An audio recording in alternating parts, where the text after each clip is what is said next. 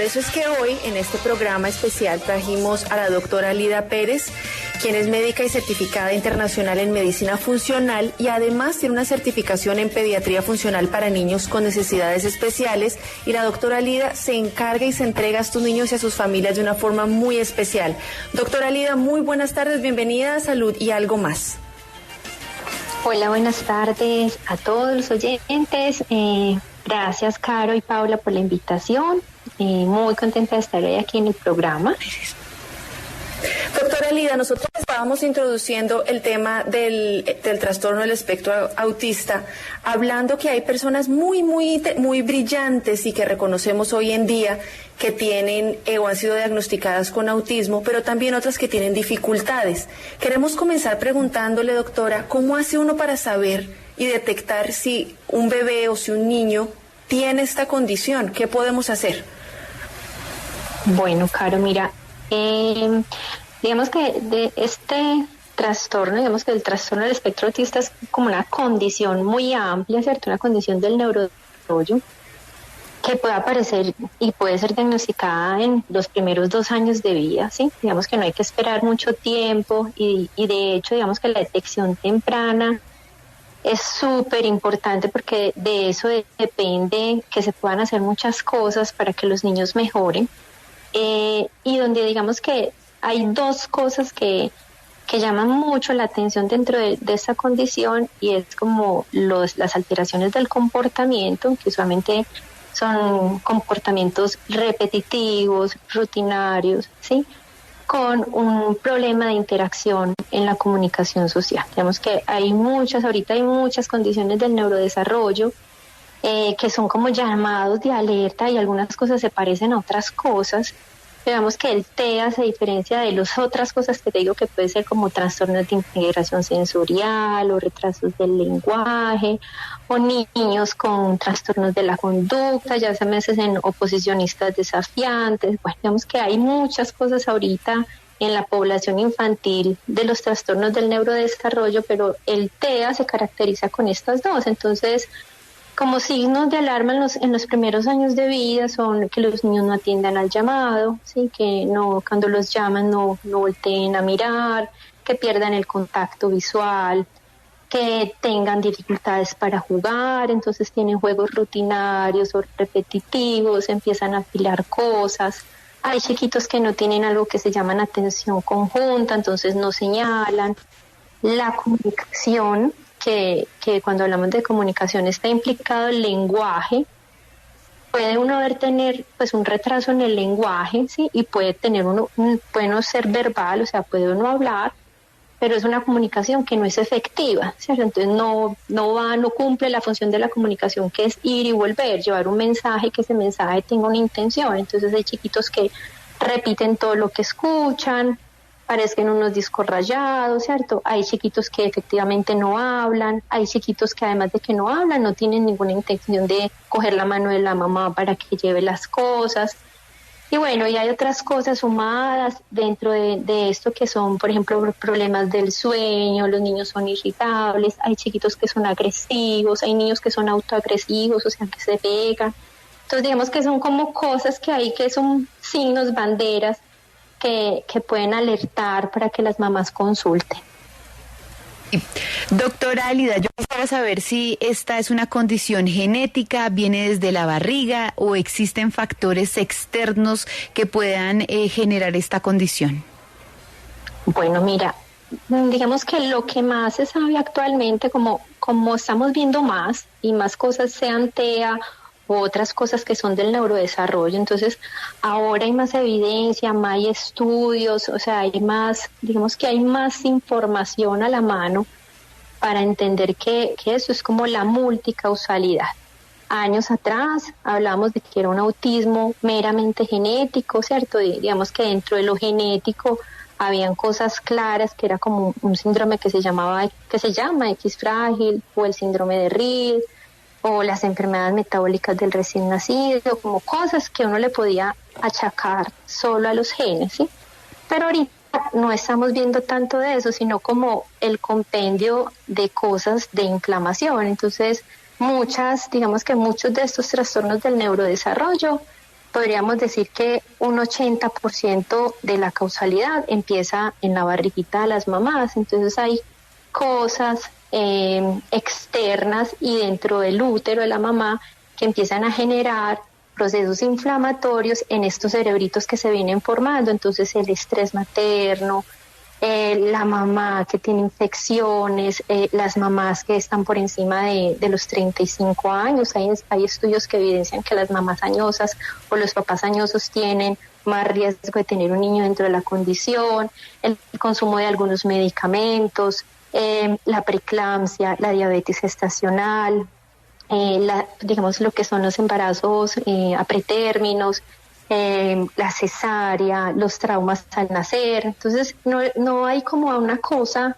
puntual que le podríamos decir, vemos más de esto porque pasó esto, sino como en la línea de tiempo hay muchos estresores en periodos críticos donde el sistema inmune y el cerebrito del bebé se viene desarrollando, y todo esto es como la causa, digamos, que de lo que estamos viendo más niños con condiciones del neurodesarrollo y dentro del espectro, ¿sí? Eso es como, y todo esto lo que hace es como que nuestros genes vayan variando. Entonces ahorita hay muchos estudios en lo que se llama como variaciones genéticas de no, es que como los ingredientes de mis genes vienen cambiando uno a uno por todos estos estresores ambientales, lo que mi mamá comía, lo que mi abuelita comía, lo que nos untábamos. Entonces, digamos que la genética y el sistema inmunológico juegan un rol muy importante en la causalidad de este diagnóstico.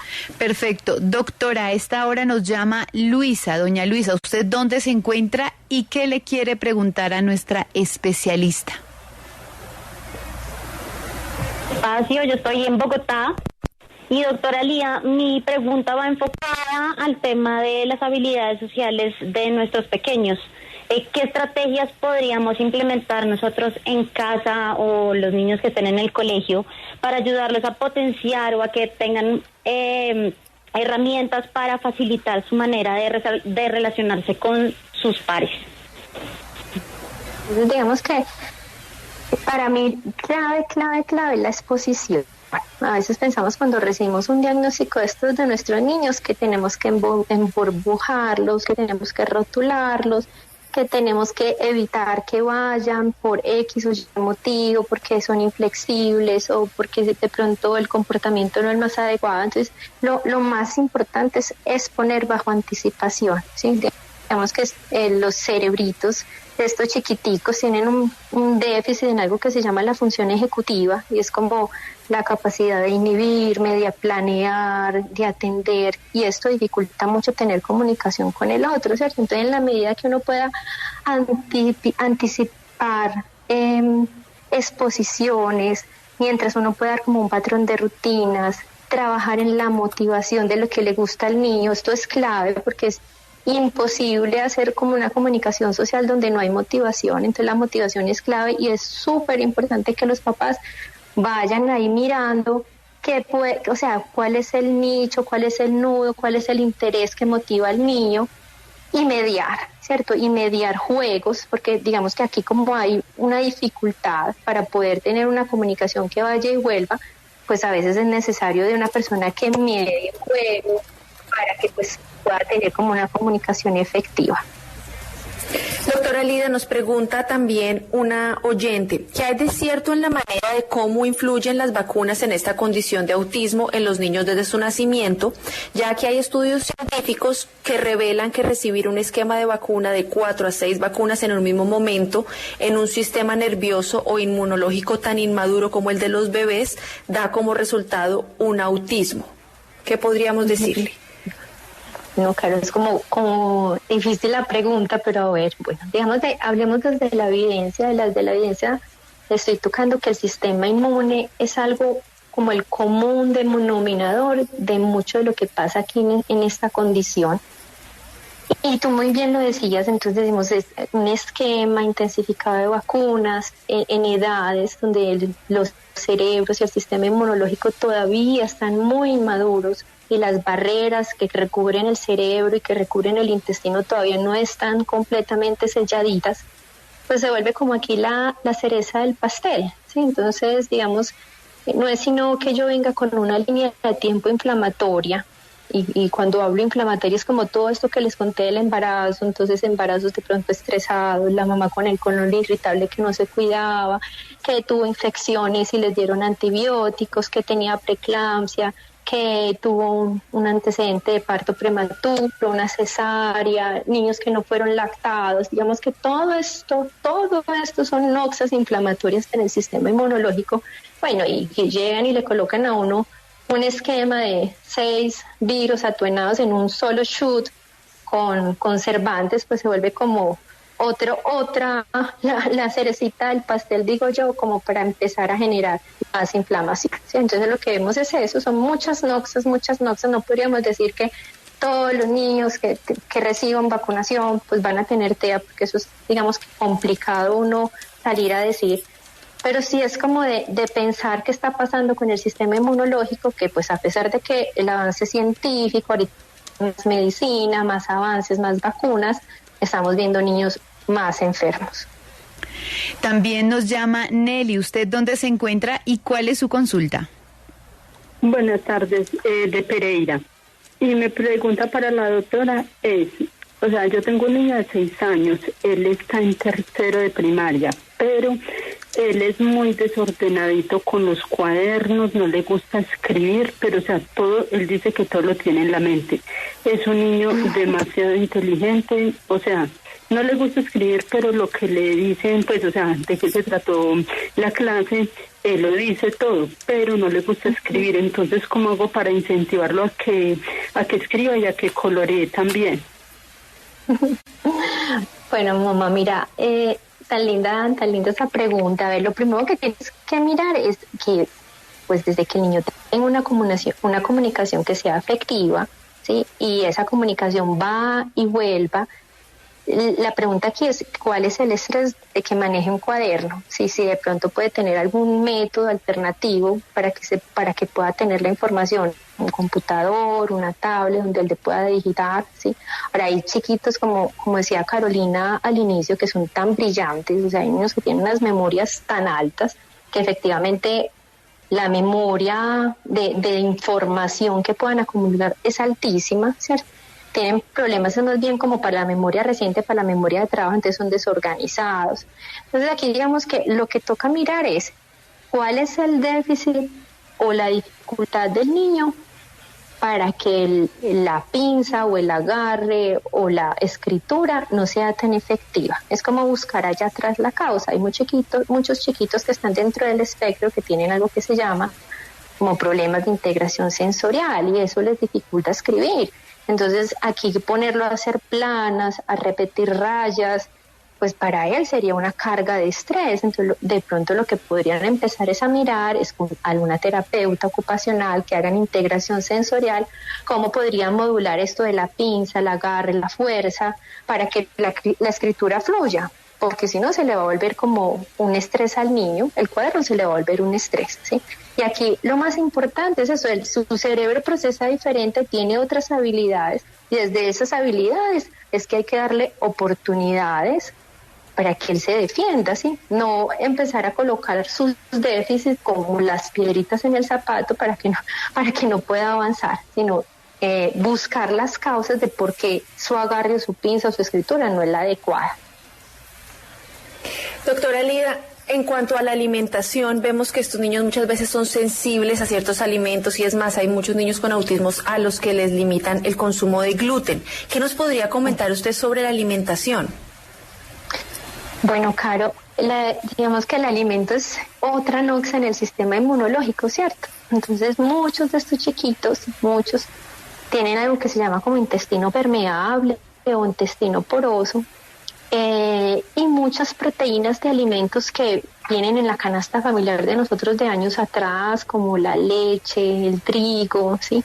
Empiezan a ser modificados también y empiezan a ser como otra cosa inflamatoria en este sistema inmunológico, ¿sí? Entonces es por eso que cuando las mamás leen que las dietas sin gluten y sin caseína pueden ayudar a mejorar a los niños, la raíz de esto es porque le está quitando proteínas extrañas a este sistema inmune, está tratando que este sistema desde la pancita, el sistema inmunológico esté menos inflamado. Entonces hay niños que tienen muy buena respuesta en la dieta, digamos que en lo que dicen los artículos o lo que hay en casuística ahora, aproximadamente entre un 60-80% de los niños tienen problemas gastrointestinales. Estos son los niños que tienen más respuestas a los cambios nutricionales.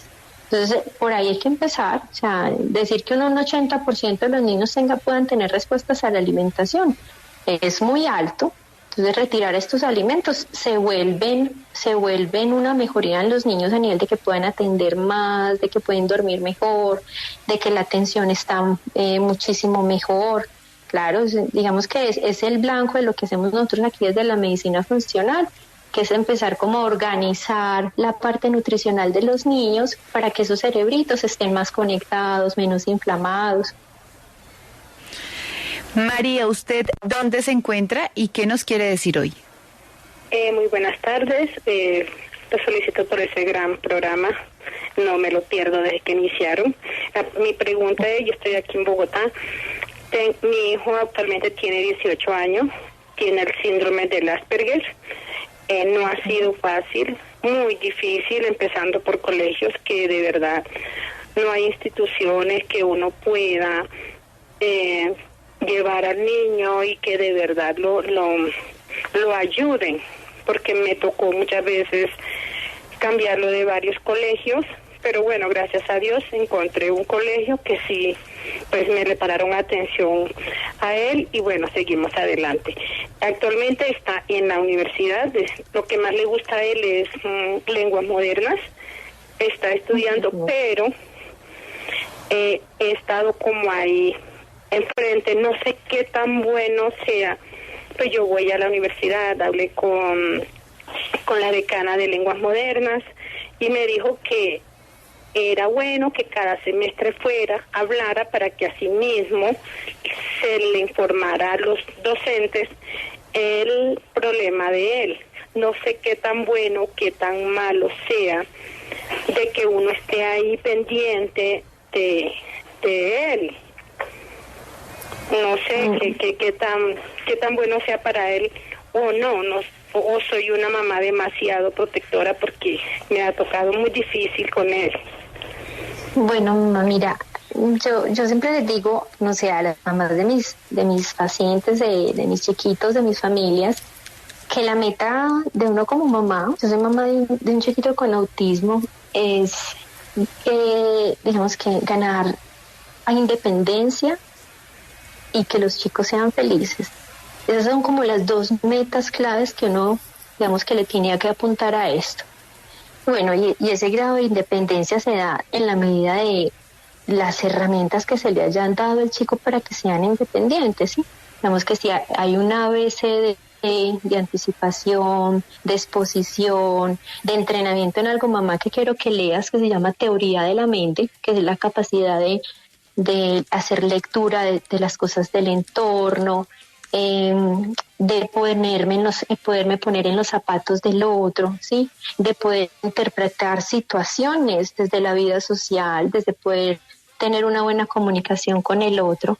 Entonces, en la medida que uno está en eso, mamá, él va a poder ser un chico más autónomo y tú no tendrás que verte como una mamá que está sobreprotegiendo. Bueno, pues doctora, tenemos muchos oyentes con unas preguntas muy, muy importantes, muy juiciosas. Se nota que son esas mamás también quienes han estudiado esta condición bastante. Entonces, por favor, no se me vaya. Vamos a una pausa comercial y ya regresamos. Estamos con la doctora Lida Pérez, quien es certificada en pediatría funcional para niños con necesidades especiales. Doctora Lida, también nos preguntan a través de nuestra línea en WhatsApp lo siguiente.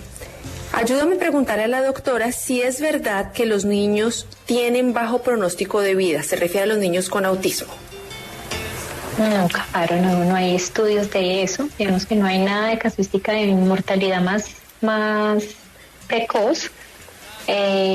Digamos que aquí hay algo que es importante, que es descartar lo genético complicado, que es el deber ser desde las EPS, al menos dejar tamizado lo sindrómico, y lo sindrómico es en niños X frágil y en niñas el síndrome de Reed.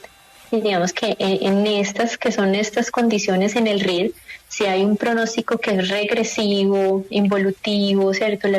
Tiende, no, o sea, la tendencia es a perder marcha, ¿sí? Hay otros síndromes, que es el síndrome de Williams, el síndrome de Phelan-McDermid, las enfermedades metabólicas del recién nacidos, porque esto no es lo común, que digamos que sí hay que tamizarlo cuando uno encuentra, por ejemplo, un niño dentro de la condición y además hay rasgos faciales, hay algo que le dice aquí hay algo más, que es la causalidad. Niños que tengan epilepsia comórbida, niños que tengan fuera de su condición del TEA, otras cosas que llamen la atención como enfermedades renales, como enfermedades hepáticas. Entonces cuando no es solo esto, digamos que no hay un examen para decir yo soy autista o estoy dentro del espectro, pero sí hay exámenes para mirar la causalidad. Pues cuando uno descarta esto complicado, que no es lo común, repito, no es lo que más uno ve, podría hablar como de un cambio de pronóstico. Pero en general, de lo que vemos ahorita, que son los niños con neuroinflamación, el pronóstico de vida no es menor. Doctora Lida, nos llega una pregunta desde una oyente que está en La Guajira. Dice, buenas tardes, escuchando el programa desde esta región. Tengo un niño de 7 años con autismo y mi pregunta para la doctora es ¿cómo manejar la parte sexual? Ya empieza a explorarse y preguntar y tener reacciones. Yo no sé cómo abordar el tema, doctora. Nos escribe Vivian desde La Guajira. Gracias, Vivian. Bueno, mamá, mira, se hace lo mismo que como un niño neurotípico. O sea, yo a veces como que los rótulos como, bueno, y si en pubertad pasa, entonces es como desde lo mismo, desde no... A ver, no es usual que un niño de 7 años esté con tanta exploración a nivel de los genitales, no es lo usual, es... Digamos que estos comportamientos son más frecuentes en la edad de pubertad y en la adolescencia. Entonces, lo que podemos pensar es que estará pasando unos 7 años, que digamos que ese estímulo está más acentuado en una edad no usual. Puede que el chico tenga algo que se llama, lo que les decía, un trastorno de integración sensorial, ¿sí? Y ese estímulo a él lo autorregule, le ayuda a estar tranquilo, él se sienta placentero. Entonces, lo primero que hay que hacer es ir a una terapeuta ocupacional, evaluarlo integralmente para mirar si buscando entradas sensoriales, esta conducta que no es usual a los 7 años se disminuye. Sí, se disminuye y sobre todo, pues digamos que no se vuelva inusual, que lo haga en la calle, que lo haga en cualquier lugar, porque digamos que esto es lo complicado. Entonces, los chiquitos, digamos que con normas, con anticipaciones, se les puede entrenar en qué es lo normal y qué no es normal y dónde hacer y dónde no hacer, como un chico regular, o sea, como un chico donde uno dice, mi amor, esto se hace en la cara, o esto no se toca, o esto, pero sí, como no es lo usual ver esto a los 7 años, lo más importante que es descartar que el niño sensorialmente no esté tan desajustado, que esté buscando estímulo ahí. Doctora Lida, qué interesante cuando usted nos comenta que no existe un examen específico que determine el trastorno, me parece bien interesante y por eso lo quiero recalcar. Pero además, quería preguntarle algo a nivel de las madres o acompañantes de estos niños. ¿Cómo se puede ayudar a estas mujeres? ¿De qué manera hay fundaciones? ¿Qué le podemos hacer nosotros aquí desde salud? Y algo más, ¿qué consejo le podemos dar a esas mamás o a esos cuidadores? Porque usted sabe, doctora Lida, que ser cuidador es un papel a veces un poco desgastante y las madres en esa angustia, pues peor. Sí, qué bonito esa pregunta. A ver, como ahorita hay más, ¿cierto? Que estamos viendo más, digamos que más gente entrenada. Yo veo muchas redes de apoyo. Afortunadamente ahorita las redes sociales en ese sentido sí han servido. Entonces, juntarse con padres que tengan similares, compartir. Doctora Lida, si usted se puede mover o no sé si tenga el teléfono en altavoz porque es muy importante escucharla y se nos está entrecortando la llamada. Hola, ¿y me escuchas bien? Sí, señora, sí. Ahora sí. Ahí, sí. Sí. Bueno, entonces lo que le decía ahorita, digamos que un camino que puede ser importante a seguir es estar en red de padres de apoyo. Ahorita hay mucho, digamos que esto por redes. Entonces, como hay ahorita vemos tantos niños dentro del espectro, entonces estar, digamos que en una red con papás que tengan las mismas experiencias, que estén caminando, que se compartan situaciones, eso ayuda muchísimo porque hay papás, digamos, que van más adelante y a nivel de terapias o a nivel de nutrición o a nivel de experiencias, eso es como importante. Lo otro que a mí me parece muy importante, uno es entrenarse en conocer bien cómo procesan estos cerebros, sí, es muy importante y es peligroso porque ahorita también tenemos demasiada sobreinformación por redes, entonces hay de todo. Entonces sí es importante es tener una fuente verídica que tenga evidencia, donde haya, digamos, que resultados que sean positivos en los niños. Los papás, digamos, que aquí se tienen que meter en esto, en entrenarse, en aprender, digamos, que otras técnicas de comportamiento, por ejemplo, de RDI o hacer adecuaciones en el entorno. ABA, que es lo que entrega la EPS o el Sistema de Seguridad Social, es lo que hay en algunos niños, funciona muy bien, ¿sí? En otros no.